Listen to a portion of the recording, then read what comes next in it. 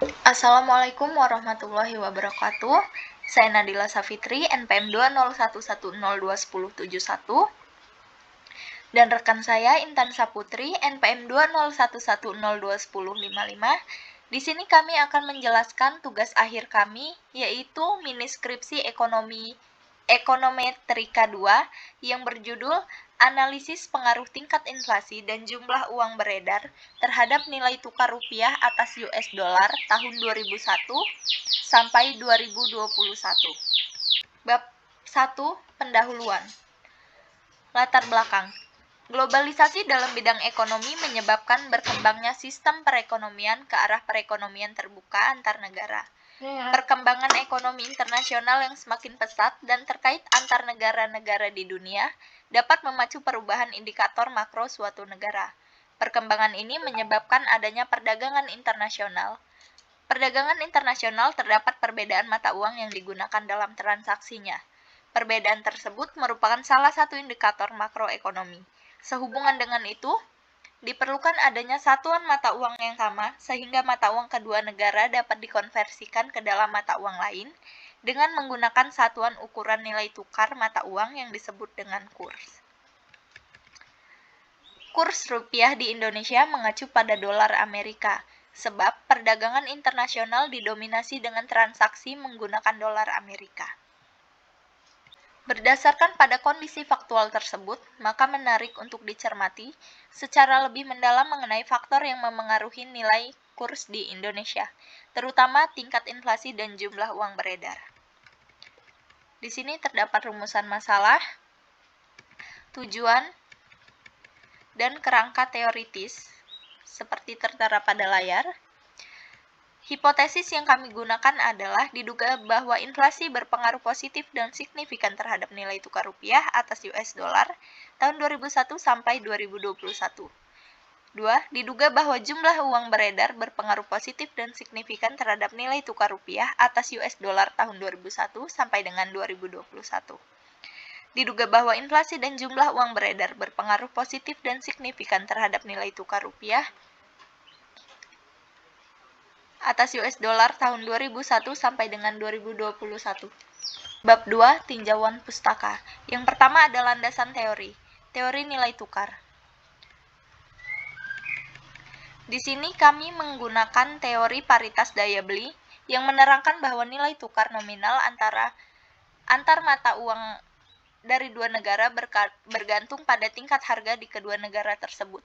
Jika $1 dapat membeli barang dengan jumlah yang sama di Amerika Serikat dan di Jepang, maka jumlah yen per dolar harus mencerminkan harga barang di Amerika Serikat dan juga Jepang. Inflasi. Di sini kami menggunakan teori kuantitas yang merupakan teori yang diperkenalkan oleh Irving Fisher dan teori yang mendekati inflasi dari segi permintaan. Kemudian teori ini dikembangkan oleh kelompok monetaris yang mengatakan bahwa inflasi terjadi apabila terjadi kenaikan jumlah uang beredar. Meningkatnya jumlah uang beredar berarti meningkatkan saldo kas masyarakat sehingga menambah pengeluaran konsumsi masyarakat. Inflasi sangat besar pengaruhnya kepada nilai tukar rupiah. Inflasi menyebabkan harga di dalam negeri lebih mahal dari harga di luar negeri, dan oleh sebab itu inflasi menambah kecenderungan suatu negara untuk mengimpor. Harga barang-barang ekspor pun akan cenderung mahal. Selanjutnya, inflasi akan menyebabkan permintaan valuta asing akan bertambah, yang artinya harga mata uang negara yang mengalami inflasi merosot atau mengalami pelemahan. Teori jumlah uang beredar. Yang kami gunakan adalah teori penawaran uang yang mengatakan antara uang beredar dan nilai tukar mempunyai hubungan yang positif atau searah, di mana kenaikan dalam penawaran uang domestik mengakibatkan mata uang domestik mengalami depresiasi atau pelemahan.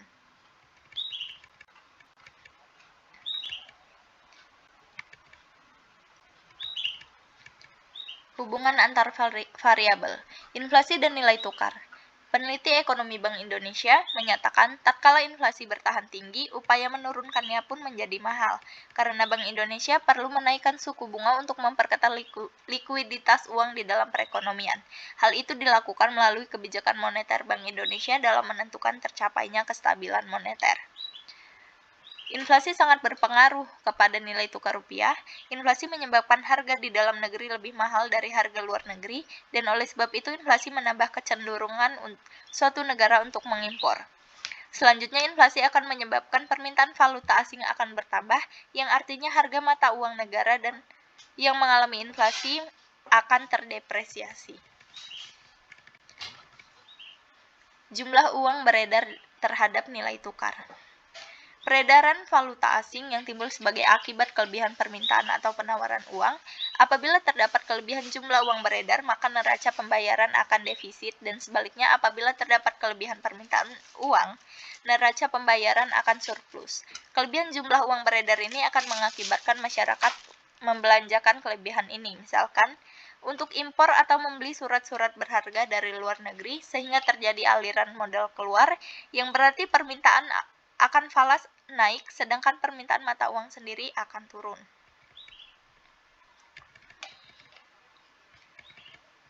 Bab 3, metodologi penelitian. Di sini ruang lingkup yang kami teliti adalah faktor makro Indonesia, yaitu inflasi dan jumlah uang beredar, dilihat dari perbandingan nilai tukar rupiah terhadap US dollar. Data yang kami gunakan adalah data time series yang diambil dari tahun 2001 sampai dengan 2021.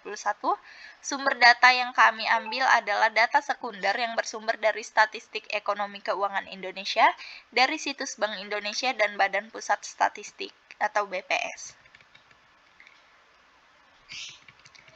Metode analisis. Metode analisis yang kami gunakan adalah model alat analisis berupa vektor autoregression, dan jika terdapat kointegrasi maka akan digunakan FECM.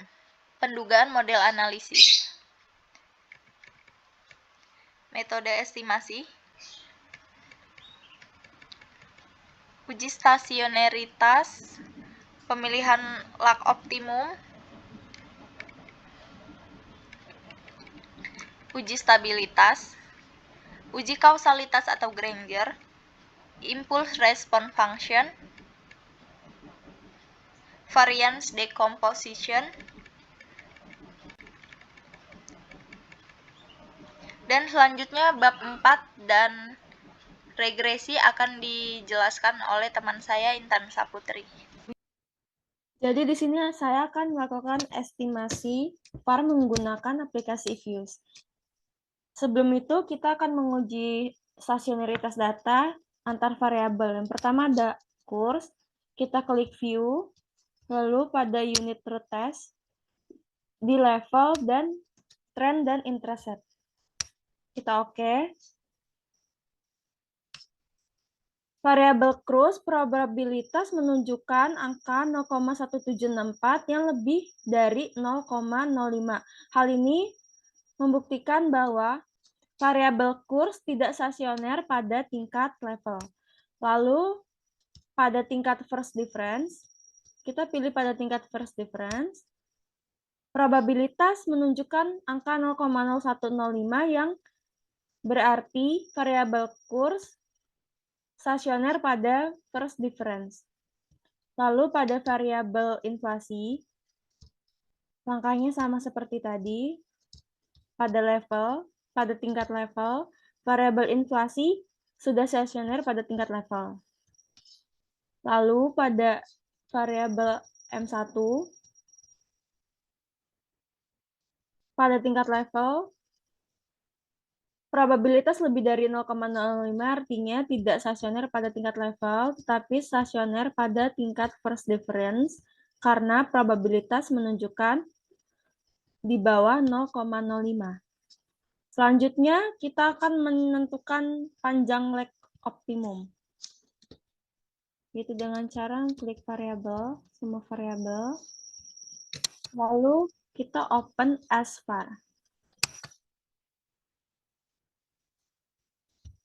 Karena di sini saya menggunakan first difference, jadi saya menggunakan D dan log pada kurs dan M1.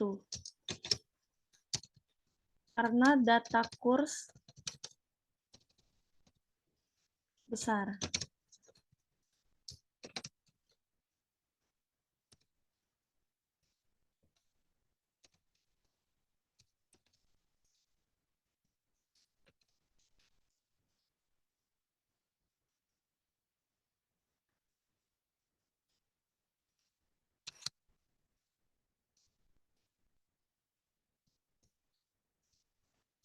Lalu kita oke.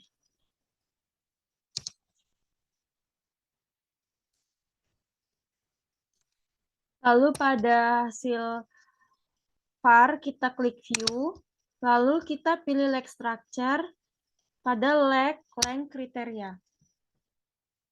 Karena maksimum leg-nya ada 4, kita pilih leg 4. Dapat dilihat bahwa kriteria FPE, AIC, SC, dan HQ dia memiliki nilai terendah pada leg keempat. Dapat dibuktikan juga pada jumlah bintang terbanyak itu pada leg 4, jadi leg 4 merupakan leg optimum. Selanjutnya kita akan melakukan uji stabilitas var. Yaitu dengan cara klik view, klik leg structure, pilih R root table. Dari tabel ini ditunjukkan bahwa tidak ada nilai akar karakteristik dan modulusnya lebih dari 1. Artinya model var ini dikatakan stabil. Lalu selanjutnya kita akan menguji kointegrasi. Itu dengan cara pada grup 1 kita klik view, kita pilih kointegrasi dengan Johansen. Lalu kita oke.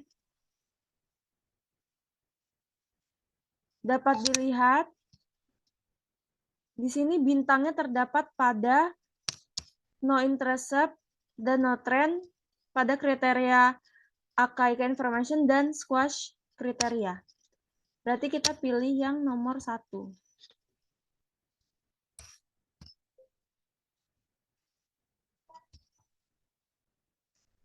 Dapat dilihat di sini bahwa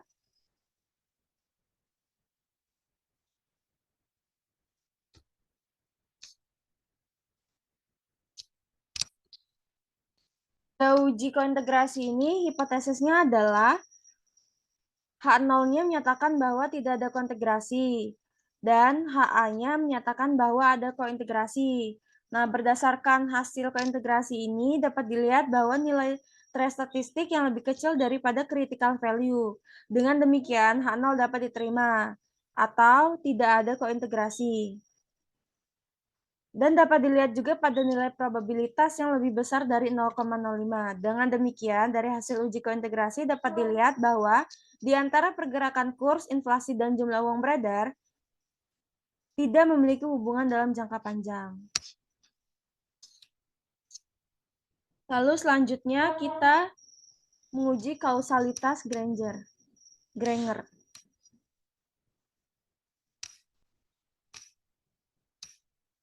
Klik semua variabel.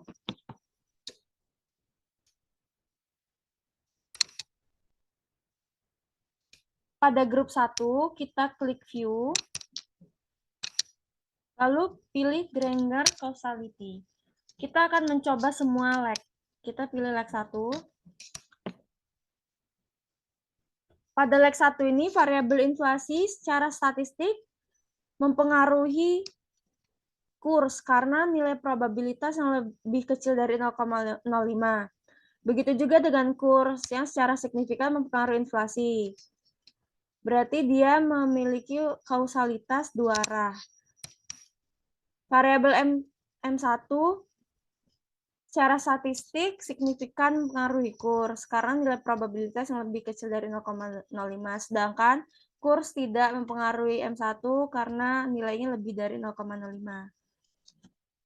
M1 juga mempengaruhi inflasi, tetapi inflasi tidak mempengaruhi M1. Dapat disimpulkan bahwa hubungan M1 dan inflasi memiliki kausalitas satu arah. Selanjutnya pada leg 2. Pada leg 2 inflasi tidak signifikan mempengaruhi kurs, tetapi kurs signifikan mempengaruhi inflasi. Dan inflasi dan M1 dan kurs dia tidak ada hubungan kausalitas karena nilai probabilitas yang lebih besar dari 0,05. Dan M1 mempengaruhi inflasi, tetapi inflasi tidak mempengaruhi M1. Lanjut pada leg ketiga. Pada leg ketiga di sini dapat dilihat bahwa nilai probabilitas tidak ada yang lebih kecil dari 0,05, artinya pada leg 3 tidak terdapat hubungan kausalitas antar variabel. Pada leg 4 juga sama, tidak ada hubungan kausalitas antar variabel. Selanjutnya, pada estimasi VAR tadi, kita akan menganalisis impulse response function dengan cara klik view, pilih impulse response. Sini kita pilih yang none, responsnya, dan pada 10 periode. Oke.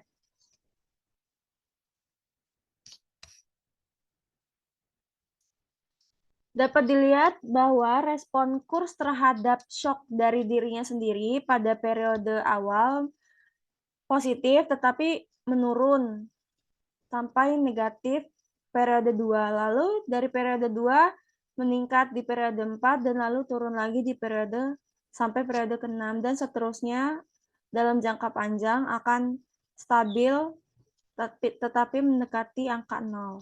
Lalu respon kurs terhadap shock inflasi berfluktuasi sangat tajam, yaitu pada awal periode menurun, lalu naik dan turun lagi, dan pada periode selanjutnya stabil mendekati angka 0. Respon kurs terhadap shock M1, periode 1 dari titik 0, dia menunjukkan respon positif pada periode 2, tetapi setelah itu nurun sampai menunjukkan respon negatif, dan seterusnya stabil, dan seterusnya akan mendekati titik 0. Respon inflasi terhadap shock dari kurs, yaitu pada awal periode dia menunjukkan respon positif, tetapi menurun dan naik lagi, dan pada periode-periode selanjutnya itu mendekati 0.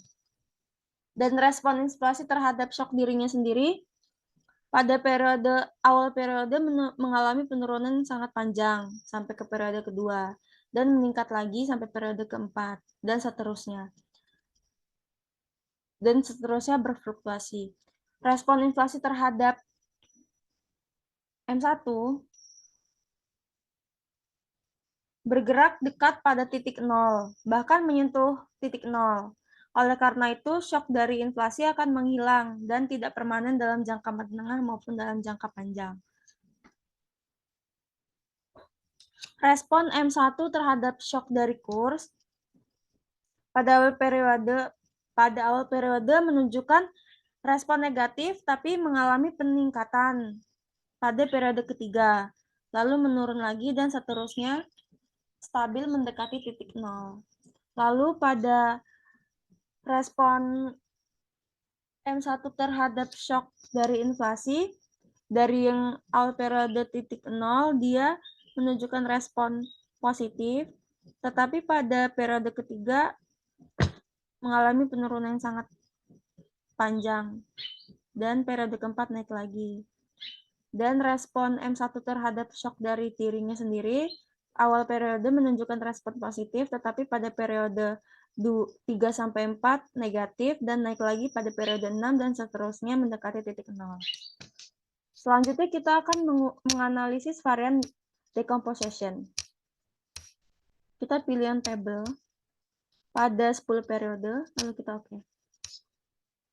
Sini dapat dilihat dari variabel kurs, menunjukkan bahwa variabel yang diperkirakan akan memiliki kontribusi paling besar terhadap kurs tersendiri itu pada masa 10 periode ke depan adalah kurs itu sendiri.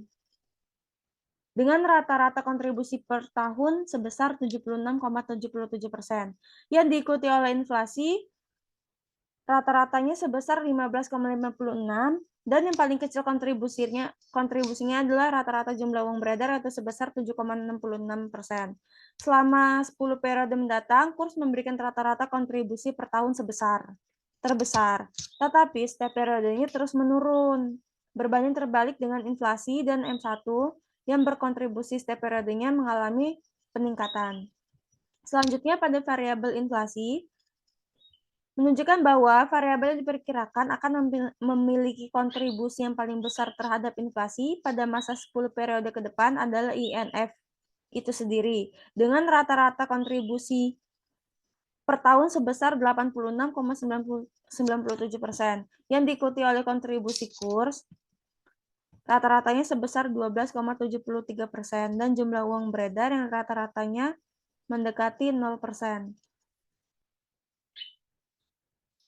Dan pada variabel M1 menunjukkan bahwa variabel yang diperkirakan akan memiliki kontribusi paling besar terhadap M1 pada masa 10 periode ini adalah inflasi, dengan rata-rata kontribusi per tahun sebesar 38,03%. Bukan dari M1 itu sendiri yang hanya berkontribusi sebesar 32,13%. Dan yang terakhir adalah kontribusi dari kurs yang sebesar 29,84%. Selama 10 periode mendatang, inflasi memberikan rata-rata kontribusi per tahun terbesar, dan periode selanjutnya akan berfluktuasi stabil, sedangkan kurs dan M1 setiap periodenya mengalami penurunan. Bab 5. Kesimpulan dan saran. Kesimpulan yang dapat kami ambil berdasarkan hasil penelitian yang dilakukan adalah pada lak 1, inflasi secara statistik signifikan mempengaruhi kurs. Hal ini dibuktikan karena nilai probabilitas inflasi lebih kecil dari 0,05 dan begitu juga sebaliknya. Sehingga dapat disimpulkan bahwa terjadi kausalitas dua arah, yaitu variabel inflasi secara signifikan mempengaruhi kurs dan kurs secara signifikan mempengaruhi inflasi. Sedangkan pada lak 2 hanya kurs secara statistik signifikan mempengaruhi inflasi sehingga terjadi kausalitas satu arah. Dan pada lak 3 dan 4 tidak terjadi kausalitas antar variabel karena semua nilai probabilitas variabelnya lebih dari 0,05.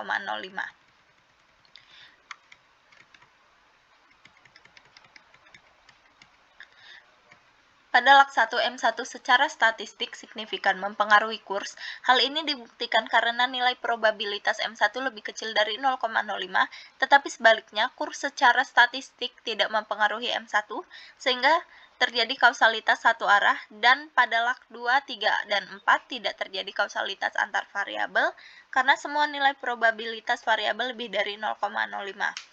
Respon kurs terhadap shock dari inflasi pada awal periode menunjukkan respon negatif dan berfluktuasi pada periode berikutnya, dan dalam jangka panjang cenderung stabil mendekati angka 0, dan respon kurs terhadap shock M1 dalam jangka pendek menunjukkan respon positif dan pada periode keempat mengalami penurunan, dalam jangka panjang cenderung stabil.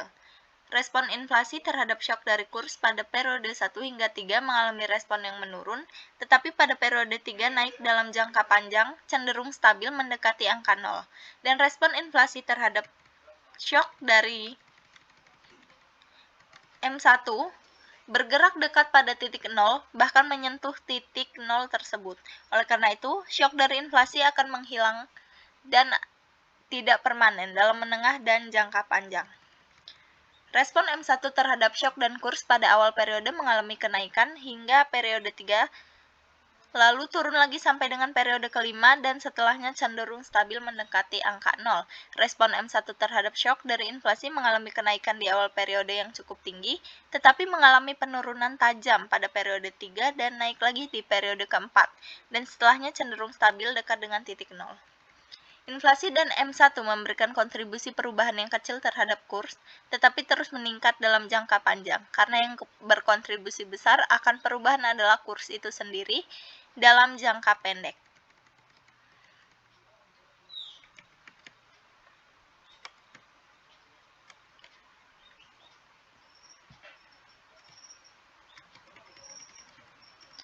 Saran dari kami adalah untuk mempertahankan kestabilan nilai tukar rupiah terhadap mata uang diharapkan pemerintah melalui otoritas moneter dan lembaga terkait khususnya Bank Indonesia selalu mengeluarkan kebijakan yang mampu menjaga stabilitas perekonomian demi menghindari fluktuasi dari nilai tukar. Kebijakan pengetatan moneter atau monetary tight policy untuk mengurangi jumlah uang beredar harus didukung agar mampu menjaga kondisi inflasi agar stabil. Instrumen moneter seperti politik diskonto, operasi pasar terbuka, dan lain sebagainya untuk menyerap jumlah uang beredar sehingga mendorong nilai tukar rupiah menjadi lebih stabil. Sekian dari kami. Assalamualaikum warahmatullahi wabarakatuh.